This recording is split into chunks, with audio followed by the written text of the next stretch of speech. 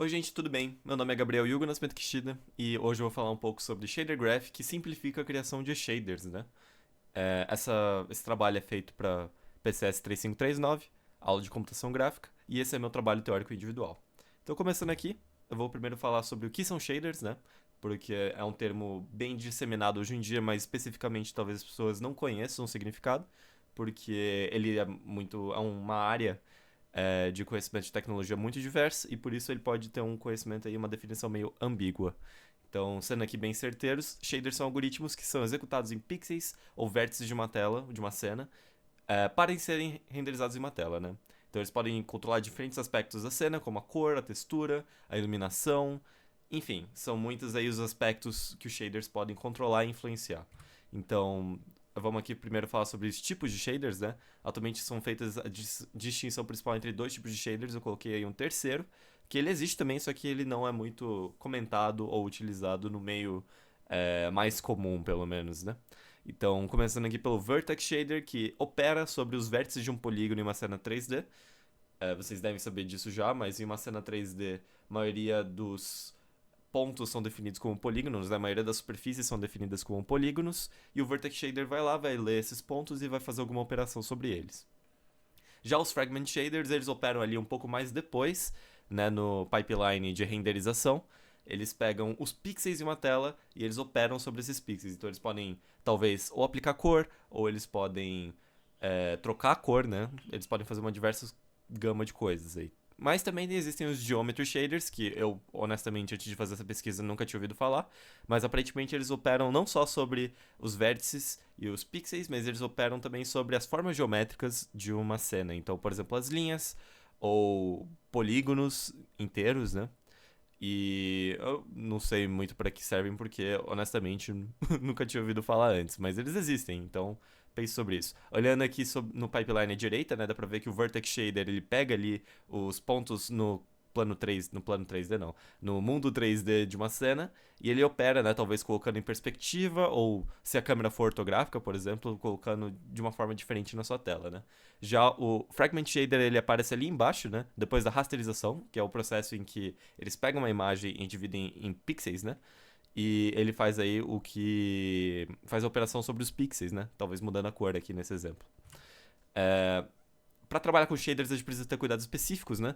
Então, pensando numa cena HD normal, que é o que acontece geralmente em videogames hoje em dia, a gente tem 1920 vezes 1080 pixels, né? A 30 frames por segundo, que 30 frames por segundo já é uma velocidade meio baixa de frequência de vídeo, né? Isso já dá aí 62 milhões de pixels por segundo, né? Ou seja, o que isso quer dizer? As operações que a gente precisa fazer nos shaders, elas precisam ser rápidas, né? E também elas precisam ser paralelizáveis. O que isso significa?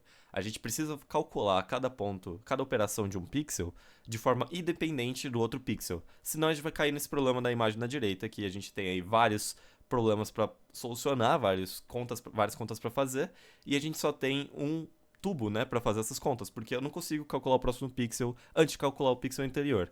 Então a gente precisa ter cuidado para fazer de uma forma paralelizável, para que a gente consiga colocar todos os canos, né, por assim dizer, e ficar fazendo essas operações ao mesmo tempo. Então agora eu vou dar aqui uns exemplos de shaders, né? Então um exemplo clássico aí de Vertex Shader é o shader da água. Vocês podem ver aí no plano da água, né, que ela fica ondulando conforme o tempo vai passando. E provavelmente, né, os programadores ou até mesmo os desenvolvedores que colocaram essa água no mapa não pensaram em cada ponto flutuando da água, né? Eles só simplesmente aplicaram um shader e o Vertex Shader vai olhar ali o plano, né? Vai subdividir esse plano em vários pontos e vai fazer eles ondularem conforme provavelmente uma função de seno ou cosseno aí, para dar esse efeito de ondulação, né? Então esse é um exemplo clássico.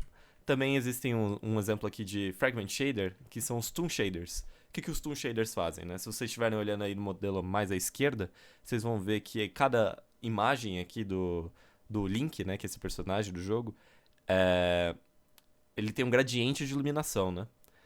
Se você olhar para as imagens da direita, você percebe que não existe esse gradiente, tem ali um limiar, né, da iluminação que passa, que o cabelo dele, por exemplo, muda de um amarelo mais claro para um amarelo mais escuro. Isso é feito discretizando, né, a iluminação. A ideia disso é eliminar os gradientes e deixar uma paleta de cores reduzida. Isso tudo é muito legal, mas programar shaders claramente não é uma tarefa muito simples, né? Você precisa ter vários conhecimentos de álgebra linear, trabalhar com vetores ali e operações sobre vetores, que não é uma área de conhecimento muito disseminada fora da faculdade. A gente também precisa trabalhar com programação paralela, que é um cuidado que muitos programadores possivelmente não vão ter, né? E também tem um conhecimento bem específico de área, né? Por exemplo, como que eu vou saber qual que é o efeito que eu quero aplicar para conseguir um efeito, por exemplo, do Toon Shader, né? Isso são coisas que são passadas na indústria, mas talvez para pessoas comuns isso não é muito conhecido, né? Ainda mais quando você vai trabalhando com vários shaders um em cima do outro. Esse tipo de efeito vai ficando cada vez mais complexo e um pouco mistificado, né? Então precisa ter um conhecimento específico de área. A maioria das pessoas, então, tem um momento de bloqueio, assim, quando vai tentar aprender shader, e o Unity já pensou nisso, já tentou facilitar esse processo para as pessoas comuns. Então, a gente tem aí o Unity Shader Graph, que é uma ferramenta visual baseada em nós, que permite a criação simples de shaders. Então, é possível visualizar o efeito de cada etapa de cada nó. Então, se você vê ali, essa imagem, ela tá bem meio simplificada, mas você consegue ver que cada etapa do nó ali vai adicionando um efeito diferente, né? Até você conseguir o efeito que você quer. E isso também ajuda no momento de programação, porque daí você consegue ver diretamente o que cada operação está fazendo para você, né? Isso também remove a barreira do código, porque a maioria das pessoas vai olhar para isso e vai entender facilmente o que está acontecendo. E isso também simplifica todo o processo de paralelização que eu já falei para pessoas iniciantes, porque o Unity já coloca ali operações em nós que são paralelizáveis, né? Ele não vai permitir que você faça um erro muito grande na sua programação. Então, de tudo isso, eu queria demonstrar para vocês como fazer um Toon Shader rapidinho.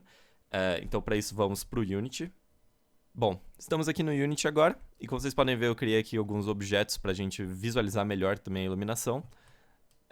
No momento, esse objeto está passando pelo shader padrão, né, do Unity. Eu vou passar aqui agora ele pro Tool Shader que eu já criei para vocês conseguirem ver o que eu estava querendo dizer com criação de shaders, né? Então dá para ver aqui que foi discretizada a iluminação dos objetos. Então essa bola aqui que antes tinha um gradiente, ela vai assumindo valores agora discretos entre branco e preto, né? Então tem um branco super claro estourado aqui, um cinza mais escuro e enfim o preto, né? Além disso, um detalhe importante aqui é que como o meu shader não está levando em consideração sombras, você consegue ver que aqui era para ele ter uma sombra desse cilindro nesse cubo, mas ele não tem, né? Então vamos voltar aqui para o nosso Toon Shader e eu vou dar uma explicação meio rápida assim sobre como ele funciona e como ele foi programado. Então, abrindo aqui o Shader Graph, dá para ver aqui a programação por nós, que eu já tinha comentado para vocês, e a gente tem aqui como receptores, né, dos nossos valores, o Vertex Shader e o Fragment Shader. Essas são as operações que eu estou usando para pegar cada pixel e aplicar o Fragment Shader, que ele recebe só basicamente a cor do pixel que a gente vai iluminar no final. E aqui tem os Vertex Shaders que ele tem a posição, a normal e a tangente da superfície no final da operação, né? Como o Tool Shader não muda a posição do objeto final, a gente basicamente não mudou nada aqui. A gente vai trabalhar só com o Fragment Shader. Então, quais são os dois inputs principais que a gente está usando aqui na nossa operação? É a direção da luz e o vetor normal. Tendo os outros dois, a gente faz o produto aqui, né? E produto entre vetores, dot product, né? Que fala em inglês, eu esqueci o nome em português, perdão. Ele pega vetores se eles estão paralelos ou não, né? Então, se os dois vetores estiverem na mesma direção, vai dar um valor próximo de 1.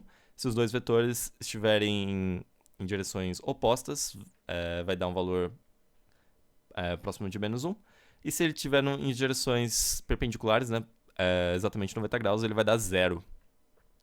Como a gente está pegando a direção da iluminação aqui, deixa eu mostrar a direção da luz aqui para vocês verem. A gente quer que ele fique mais brilhante quando eles estiverem opostos, né? Quando a normal estiver oposta à luz, e ele tem que ficar preto quando a normal estiver paralela à luz. Então, o que a gente faz aqui basicamente é pegar esse vetor, esse produto, e fazer um mapeamento de, menos 1 a 1, de 1 a 0. Então percebe aqui que ele inverteu o valor, porque o mínimo aqui está em 1 e o máximo está em 0. Então dessa forma ele fica mais iluminado onde a luz estiver batendo, né? E menos iluminado onde a normal estiver oposta na mesma direção da luz. Espero que não tenha ficado muito complexo isso. E em seguida, né, a gente vai pegar esse valor de 0 a 1 e vai dividir ele por um valor que eu determinei aqui como 0.3. E depois disso, né, muito importante, ele vai fazer um floor, que, para quem sabe de programação, o floor ele discretiza, né, ele transforma entre Pega um valor decimal e transforma num valor inteiro, um valor qualquer. Então, basicamente, o que está acontecendo nessas duas operações aqui, que são basicamente a alma do Toon Shader, né? Ele vai pegar um valor de 0 a 1, vai dividir entre 0.3, então se ele for um valor entre 0 e 0.3, ele vai virar 0, depois desse floor, né? Se ele for um valor entre 0.3 e 0.6, ele vai virar 1. Se ele for um valor entre 0.6 e 0.9, ele vai virar 2. E se ele for um valor entre 0.9 e 1, ele vai virar 3, se não me engano. Talvez eu tenha me perdido na conta, mas basicamente o que ele está fazendo é discretizando aí, né, os valores de iluminação. Então se ele tiver mais paralelo, se você for olhar aqui, mais paralelo não, mais oposto à iluminação, mais de cara com a luz, ele vai ficar com o valor 3, que é o valor mais alto. Se ele tiver mais ou menos contra a luz, ele vai ficar iluminado, mas não muito, que é o 2. Se ele tiver mais entre nesse meio termo, ele vai ficar com 1. E se ele tiver completamente oposto, ele vai ficar com 0, né? Então, basicamente, a gente está trabalhando com anormal dos objetos aqui. E isso fica cada vez mais claro olhando para o cubo, principalmente, né? Então, se você olhar o cubo, ele tem anormal igual em todos os pontos de sua face. E se você olhar aqui, ele fica totalmente preto nessa face aqui. Então, como a normal de cada face é igual em todos os pontos, ele vai ter a mesma iluminação em todas as faces, né? E isso dá para ser feito com várias operações, né? Se eu quiser mudar, por exemplo, a cor disso aqui, vai ser bem fácil mostrar para vocês só. Eu posso pegar aqui um valor como cor e multiplicar com a saída aqui. Só mostrando para vocês como é prático trabalhar com o Shader Graph. E agora eu posso mudar a cor dos objetos que vão ser renderizados, né? Então agora eu estou colocando um vermelho bem forte, salvar o meu shader. E agora vocês podem ver que o meu Toon Shader agora ele tem esse vermelho estouradíssimo aqui acontecendo, né? Então, isso também funciona para texturas, e eu posso criar variáveis aqui, inclusive, que agora eu posso, ao invés de pegar essa cor fixa, passar como um valor aqui. Eu vou colocar o valor padrão como branco. E se eu salvar, eu vou conseguir abrir aqui o material. Ele vai dar uma opção aqui pra mim, né? Tá vendo? A opção de cor agora. Então eu posso mudar no meu próprio aplicativo do Unity a cor do objeto que eu quero como shader. Então, foi basicamente essa a ideia que eu queria mostrar pra vocês. Espero que tenha agregado aí pra vocês como montar shaders, como shaders podem ser úteis no seu programa, na forma de mostrar um estilo artístico que você tem, uma ideia que você tem. E, espero que essa ferramenta ajude vocês nos projetos de vocês. Obrigado.